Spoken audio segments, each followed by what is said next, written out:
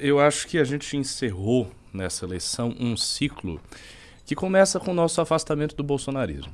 E que nesse ano foi um ano particularmente dramático, entendendo que o começo do ano é a manifestação do dia 12 do ano passado. Então, se a gente pegar da manifestação do dia 12 para a eleição, entender que isso é um ano, porque é um ano que tem um significado ali, qual era a nossa posição?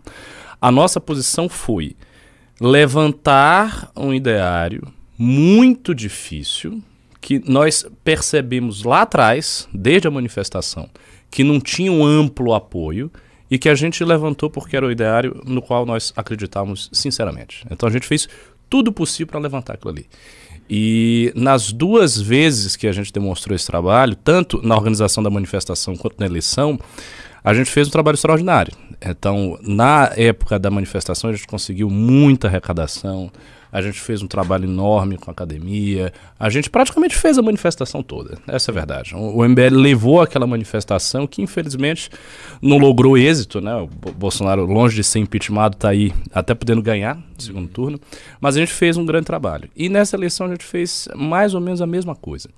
Então, de certo modo, o MBL conseguiu sobreviver nessa eleição, conseguiu eleger o Kim, conseguiu eleger o Guto, não tanto graças a essas ideias, porque eu acho que essas ideias, inclusive a nossa posição, ela foi refutada historicamente. Ela é uma posição insustentável porque não tem um apoio popular suficiente. A gente conseguiu fazer isso pela nossa capacidade técnica. Então a gente comprou um discurso que é correto, mas que não tem apoio popular. Não tem nenhuma aderência. Nenhuma aderência. Só que em cima desse discurso, um discurso muito difícil de ser sustentado, a gente fez um trabalho técnico extraordinário. Então fizemos trabalho técnico extraordinário na manifestação e fizemos trabalho técnico extraordinário. O que eu chamo de trabalho técnico? A gente fez uma pré-campanha antes de todo mundo. Então quando todo mundo estava dormindo e tranquilo lá, a gente já estava fazendo pré-campanha. Então a gente sabia exatamente o que a gente queria, estava fazendo uma pré-campanha assim, muito vigorosa. A gente fez um monte de eventos, vocês sabem disso. A gente fez evento pra cacete, sabe? Reunião de militância, e gente tal, e trabalho. A parte midiática dessa campanha foi absolutamente extraordinária. Não houve nada que tenha se comparado ao clipe do Guto, ao clipe da Amanda, ao seu clipe. Aquilo ali foi realmente o suprassumo em termos de marketing de rede. A gente fez um trabalho de direcionamento, de impulsionamento muito refinado. Fizemos um trabalho de militância muito grande. Então, assim, o nosso trabalho técnico, se nós estivéssemos comprando um discurso com mais aderência, a gente tinha eleito todo mundo e a gente teria explodido. Posso fazer uma pausa? Pode. E pra vocês entenderem o drama, não fosse esse trabalho técnico, até o Kim passaria sufoco. Exatamente. Exatamente. Tá, Foi isso que segurou. Assim, a gente trabalhou muito e trabalhou muito bem. Não fosse isso, a gente teria perdido. Porque foi o destino de todo mundo. O Reni perdeu. E o trabalho do Reni nem foi ruim. O trabalho dele só não é tão bom quanto o nosso, mas ele é uma figura bem grande. O Reni, ele era maior do que o Guto. Acho que no final da campanha, o Guto ficou maior. O Guto hoje é um cara que você sai na rua, todo mundo reconhece. Mas o Reni, o Reni perdeu. O Daniel José perdeu. A Joyce perdeu. Feio, humilhante. O José Serra perdeu. Não, o Novo simplesmente ele não conseguiu ter esse patamar de trabalho técnico e daí ele foi atropelado pela eleição. Porque o Novo estava numa posição que a gente pode dizer até é um pouco mais fácil do que a do MBL. Porque a gente fez várias críticas aqui ao Novo, dizendo que é mais homínio, tinha uma aproximação com o Bolsonaro, ou seja, eles tentaram uma certa composição. Só que isso é um grande problema quando você está lidando com política e pessoas de mentalidade sectária.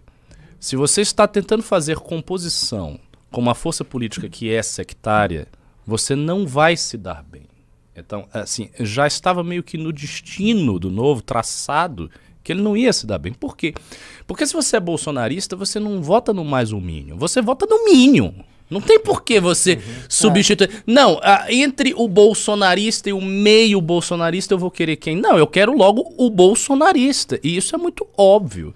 Então, essa posição de querer conciliar alguma coisa é uma posição impossível. Ou você está ou você não está. E no nosso caso, a gente pegou a pior de todas as posições, que era um antagonismo muito forte contra o PT, um antagonismo muito forte contra o Bolsonaro e uma via MBL que ainda não se configura como, e aí vem a questão da tese, como uma tese. Nós não temos... Não houve a clareza de... Não, o MBL tem uma tese. A nossa tese é uma tese negativa. Então a gente faz o certo, a gente entrega mandatos técnicos muito bons, a gente é muito bom no marketing, a gente recusa o Lula, a gente recusa o Bolsonaro, mas não é como se houvesse uma tese nossa, um caminho só nosso, uma ideologia nossa. Aconteceu em todo o percurso do impeachment que chega até agora, um grande problema para a gente. O Bolsonaro, ele sequestrou o significado da palavra direita. Então, quando as pessoas entendem o que é ser de direita, elas pensam automaticamente no Bolsonaro. Isso no sentido bom e no sentido ruim. No sentido ruim, para apontar todos os defeitos estereotipados que a direita bolsonarista tem, mas no sentido bom também. Então, o cara, que é um cara normal e ele quer votar num cara de direita, ele vota no Bolsonaro. E ele vota nos caras apoiados pelo Bolsonaro. Porque a posição do bolsonarismo parece ser clara. Ele é claramente identificado com a direita. Quando chega no MBL, ele não entende bem o que há. Eu já conversei com vários bolsonaristas que não são muito ligados na política. Até hoje, a maior parte deles não entende por que a gente não está com o Bolsonaro. Eles acham isso estranho. Mas vocês não são de direita? Então você não está com o Bolsonaro. É verdade. Ah, não, mas o Bolsonaro faz o governo. Sim, mas é a esquerda. Você não está vendo que é a esquerda? Aí o Lula vai voltar? E é um argumento muito simples. É claro, e é simples para eles. Então... Tem um cara que é de direita, que é o Bolsonaro. Tem o Lula, que é um esquerdista. Eu não quero que a esquerda volte. Eu quero o Bolsonaro. Se você não está com o Bolsonaro, qual é a sua posição? O que você está fazendo? Ah, não, mas é uma direita mais sofisticada, uma direita diferente. Isso não é claro. Não é uma terceira posição. Não, tem esse cara que é de esquerda, tem esse cara que é de direita, e tem o MBL que tem outra posição ideológica, que é uma outra coisa. Não é assim. E não é assim pra gente, não é assim pro público. Então nós ficamos numa posição muito desconfortável e isso foi o que se revelou na eleição.